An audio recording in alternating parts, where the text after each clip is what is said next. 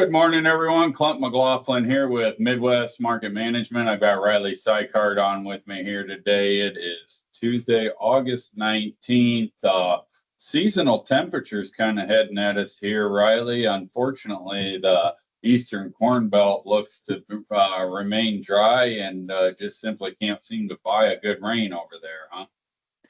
Yeah, it's kind of the tale of two sides of the corn belt right now. The west can't miss one and the east can't catch one. So, yeah, we'll have to see whose feelings win. But right now it is a tale of two sides. So if you're ready, let's just hop right into starting out with crop conditions. Sure. So first thing I got here, corn conditions dropped by 1%.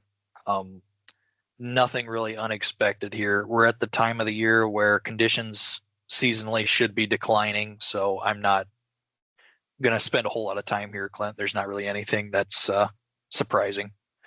Doing progress, everything's progressing as it should. Numbers all pretty much right in line with average to above average, so nothing crazy there either. Denting progress, same thing there. So corn, pretty much everything right on par with where it needs to be, or if it's not, it's close. So there's not really a state that's really dragging and lagging behind. So maturity, this is a new one I have on this week. Crops that have fully reached maturity, ready for harvest, or ready to dry down to begin harvest. A lot of not availables yet, but we'll start to see that numbers progress over the next few weeks. So moving over to soybeans, kind of a shock. Conditions stayed steady this week, where I think everybody was kind of expecting more of the seasonal decline. Western belt conditions all improved. Some areas got rains they didn't need, but for the areas that wanted some, evidently it was enough for conditions to improve it. That's about all I have to say there, Clint. I mean, conditions still continuing to be solid. So Yeah, except for Ohio, they're significantly less than last year. Indiana, similar situation. Illinois, significantly less than last year. Wisconsin, less than last year. No, Wisconsin's more, I apologize. Yeah, Wisconsin's better than last year. Yeah. But yeah, that Eastern belt, like you talked about, they haven't been able, they had all those rains this spring, so they struggled to get the crop in the ground. And now that it's been in the ground, they haven't been able to catch many of the rains. It seems like it hits the Mississippi or the Great Lakes and it just kind of fizzles out. So they could definitely use some rains over there, but I don't think I've heard anybody saying it's catastrophic yet. So I'm not expecting big yield loss. And North Dakota also quite a bit less than last year. Yep. And then in terms of the crop reports starting this week, Clint, numbers from South Dakota and Ohio showing better than last year numbers. I take the bean numbers with a grain of salt because they're just counting pods, and like you and I have said, if counting pods could get you to a bean yield, I think everybody and their mother would be sending people out to go count pods. And the reality is it's not the case. So on the corn side, I take those numbers a little bit more seriously than the beans. But couldn't agree more.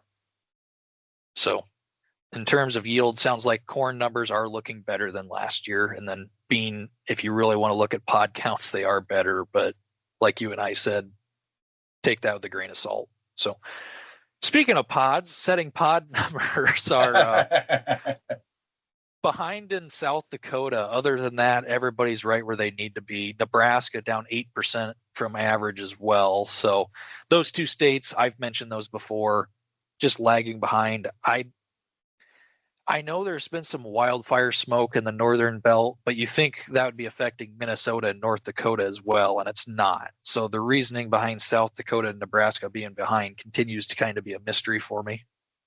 But still, they're catching up. I wouldn't say it's far enough behind to be a real issue. So moving into the real weather here, Clint, you kind of gave us a forecast of what's going on here in the beginning. Temperature's starting to cool down.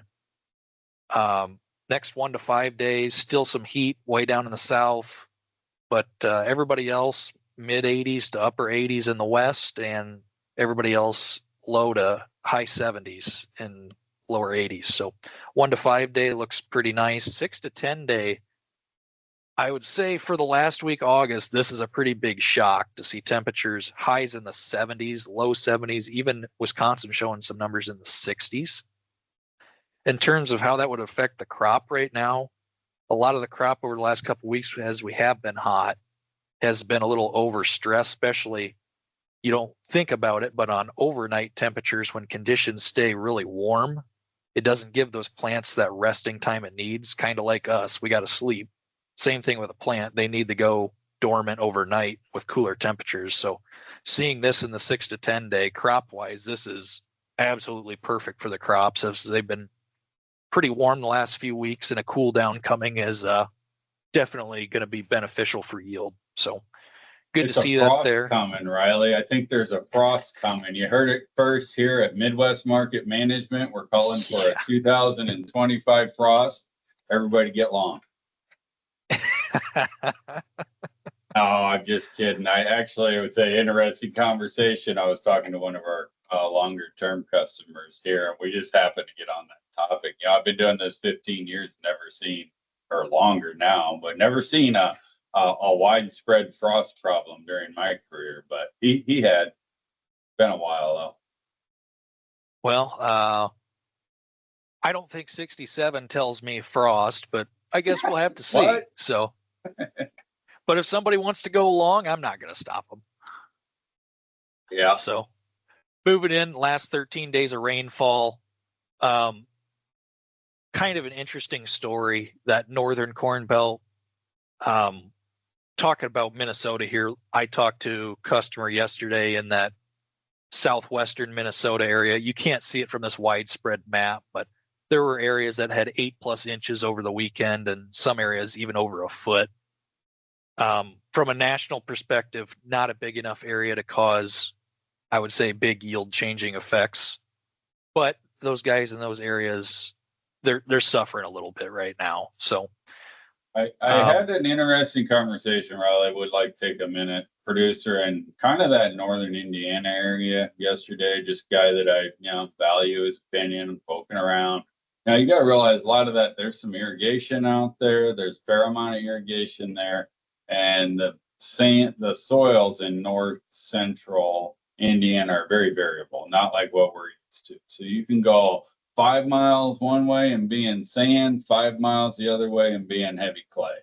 And so, how they're handling this is very, variable within very small regions. It's still variable how the crops, hanging in there, and then the obvious irrigation comes into play. He has irrigated and non-irrigated. I asked him if he thought his county would make county yield.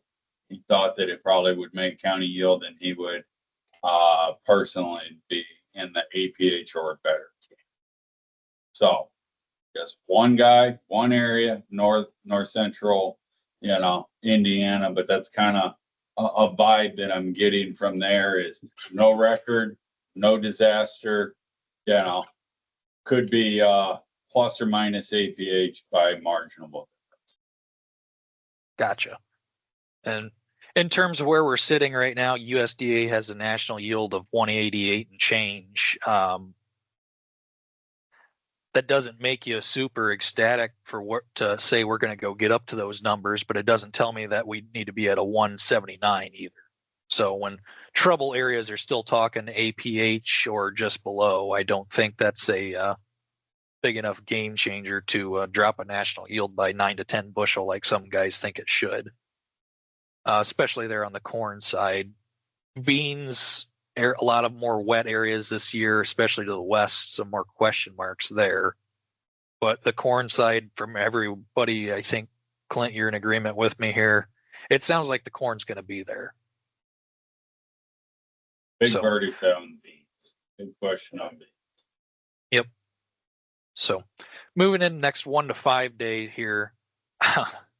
First time all year, there's not a whole lot of rain in the forecast, Clint. I don't know what to say. It doesn't seem right to see a bunch of empty space. Some chances for some smaller, spottier stuff around the Great Lakes.